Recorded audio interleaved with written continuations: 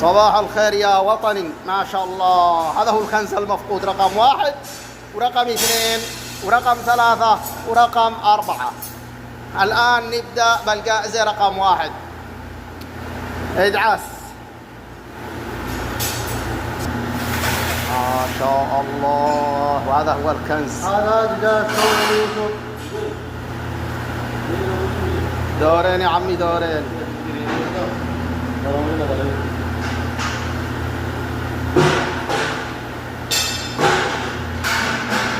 أما هذا الذهب الأصفر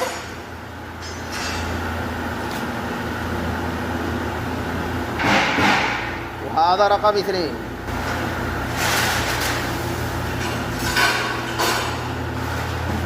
ما شاء الله.